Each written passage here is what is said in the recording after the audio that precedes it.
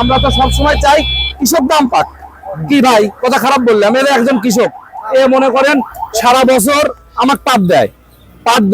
দর্শক বন্ধুরা, আজকে আমরা পাটের বিস্তারিত কিছু তথ্য যা শুনলে আপনাদের উপকারে আসবে, যারা ক্রেতা বিক্রেতা উভয়ের, আমরা সেই বিষয় নিয়ে তুলে ধরবো। আর আমাদের সঙ্গে সে আপনাদের প্রিয় মুখ আমাদের লুৎফর ভাইয়ের এই মুহূর্তে আছে। ভাইজান, কি অবস্থা, কেমন আছেন? আছে আলহামদুলিল্লাহ। তাই আজকে আমরা পাটের একটু বিস্তারিত তথ্য জানবো। বিষয়টা আছে কি, শোনেন, পাটের বিস্তারিত তথ্য।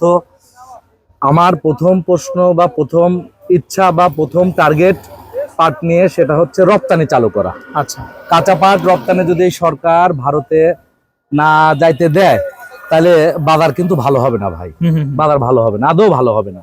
আর বাংলাদেশের জুট মিলের মালিকদের মনে করেন ইচ্ছা হচ্ছে 2000-2500 টাকা হইলেও আমাদের পড়তা অমক, কিন্তু ওদের তো একটা উচিত 2000-2500-3000 টাকা কিনলে ওদের যে জুট ইয়ানটা আছে, সুতা তৈরি করে, সুতাটাও তো বিদেশে সেল দিতে হবে। বায়াররা তো মনে করেন কাঁচা পাট্টার মার্কেট কত যাচ্ছে প্রতিদিন, এই মার্কেটটা তো প্রতিনিয়ত ওরা জানে আমাদের মনে জানে। এইটা মনে করেন 1 টন সুতা তৈরি করতে 35,000 টাকা খরচ আছে। তারপরে জুট মিলের মালিকদের প্রতি ইউনিট বিদ্যুৎ 3 টাকা করে বেড়ে গেছে। প্রতি ইউনিট বিদ্যুৎ মনে করেন 3 টাকা বেড়ে গেছে। তো অতএব কস্টিং খরচ আগে যদি 35,000 টাকা লাগতো, এখন 40,000 টাকা লাগতেছে।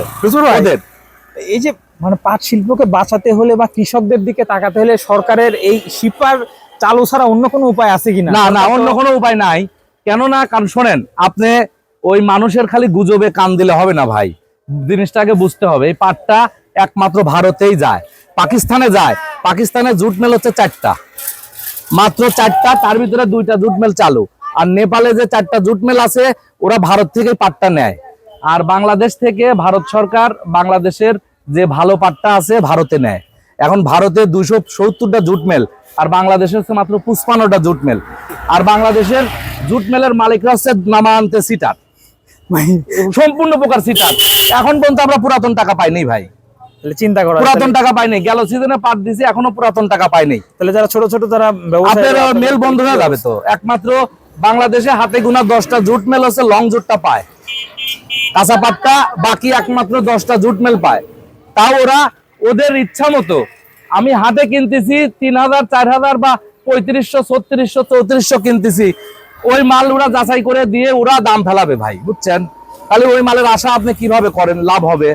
বিশেষ করে আমার সবচেয়ে বড় কথা উদ্যোগ, এই পাট শিল্পকে রক্ষা করলে কাঁচা পাট রপ্তানি করতে হবে ভাই। ওই চায়না যাবে, রাশিয়া যাবে, এগুলো সম্পূর্ণ বানোয়াট, মিথ্যা। কেননা ওই দেশে জুট মিল নাই, দিন শেষে ইন্ডিয়ায় দিতে হবে। আর ইন্ডিয়ার সাথে আমার একটা ধারণা, গত পরশুদিন ভারতের নতুন হাই কমিশনার দীনেশ ত্রিবেদী, তারপরে আমাদের পররাষ্ট্রমন্ত্রী খলিলুর রহমান, পররাষ্ট্র প্রতিমন্ত্রী শমা ওবায়েদ, ওরা মোটামুটি একটা দ্বিপাক্ষিক একটা আলোচনা করছে। এখন মনে করেন আমরা তো সবসময় চাই কৃষক দাম পাক। কি ভাই কথা খারাপ বললাম, এর একজন কৃষক এ মনে করেন সারা বছর আমার পাট দেয় এবং অত্যন্ত ভালো একটা লোক। এখন সে মনে করেন কৃষক এত কষ্ট করে রোদে পুড়ে লেবার 14 টাকা দিয়ে যদি নিয়ে আসে, সেই পাট যদি 3000-3200-3600 টাকা বিক্রি করে, তাহলে কি হবে? আমি হচ্ছে গত কালকে একটা ভিডিও আপলোড করছিলাম, যেখানে ওই যে আপনার ধুলাউড়ির যে দাদা পাট কিনে, জি সুচিত দাদা, হ্যাঁ সুজিত দাদার পাট মানে 4300 পাট, 3 গাড়ি পাট লোড দিতে পারে না, বাজার 3600 চলে আসছে। হ্যাঁ, সেটা তো আমি বললাম ভাই, আমি এই জন্য তো গুডাউনে কিনি নাই। আমি তো বললাম যে আতাইকুলা যখন আমদানি হয় নাই, 1 মাস আগে আমি নাটোর থেকে গাড়ি লোডে বিক্রি করছি ভাই। তখন বাজার 45-4600 বাজার ছিল, এবং বাজারহাট থেকে গাড়ি লোডে আমি বিক্রি করছি। 4 গাড়ি মাল দিছি লোডে। আমি এখন মনে করেন হাট করতেছি, কারণ একটা পর্যায়ে এখন আসছে। এই পর্যায়টা যদি আপনার মেল মালিকরা নষ্ট করে দেয়, কৃষকের আরো মাথায় হাত, কৃষকের কিন্তু মাথায় হাত। শোনেন, বিষয়টা হচ্ছে বাংলাদেশের কৃষকদের এই উৎপাদন করতে সার বিষ যেভাবে লাগে, সেই অনুপাতে সার বিষের কিন্তু দাম কম নাই। আর সার বিষের বড় ক্রাইসিস ভাই, চলতেছে। আর সবচেয়ে বড় কথা ভাই, এই পাট শিল্পকে রক্ষা করতে হলে সরকারকে প্রথম উদ্যোগ নিতে হবে, এবং বস্ত্র পাট মন্ত্রী যে আছে মুক্তাদি সাহেব, তাকে ডিসকাস করতে হবে ভারতের সঙ্গেই।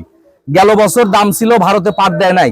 এবছর যদি তারা ভারতের কাছে রিকোয়েস্ট করে পাট দেওয়ার জন্য, ভারত নিবে কিনা সেটাও একটা প্রশ্ন আছে।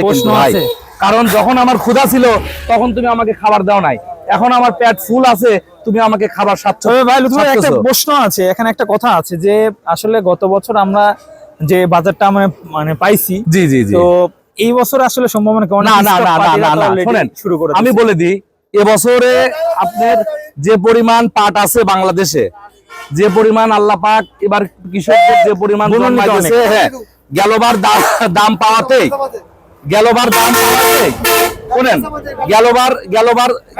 গেলবার দাম পাওয়াতে এই জন্য এবার বুননিটা বেশি করছে যে এবারে দাম পাবো। কিন্তু বাংলাদেশের জুট মিলের সংখ্যা তো কমে গেছে ভাই, নতুন করে তো জুট মিল চালু হয় নাই। সরকারি জুট মিল 25টা। সরকারের এই তারেক রহমানের কোনোদিনও ক্ষমতা নাই যে পুরাতন শিল্প কারখানা চালু করার মতন ক্ষমতা, সেই অর্থ তার নাই। তাহলে এই কৃষকের এই পাটকে সে কিভাবে রক্ষা করবে? অতএব এই পাটকে শিপার যারা আছে, এক্সপোর্টার আছে, কাঁচা পাট হিসাবে যারা রপ্তানি করে, তাদের এই রপ্তানিটা চালু করলে কৃষক কিছু পয়সা পাবে। কারণ আমরা ওখানে রেট পাইলে আমরা দাম দিয়ে কিনবো, আমরা কখনো কৃষককে ঠকাইতে চাই না। ধন্যবাদ লুৎফর ভাই, মূল্যবান তথ্য দিয়েছেন। এবং আপনার সাথে আমি কালকেও দেখা করবো ইনশাআল্লাহ, হ্যাঁ, আপনার সকালে। মেলে যাবো জি, জি। সকালে, বা এখানেও দেখা হতে পারে। হ্যাঁ। তো দর্শক সবাইকে ধন্যবাদ, মূল্যবান কিছু তথ্য আপনাদেরকে এই ভিডিওতে জানিয়ে দিলাম।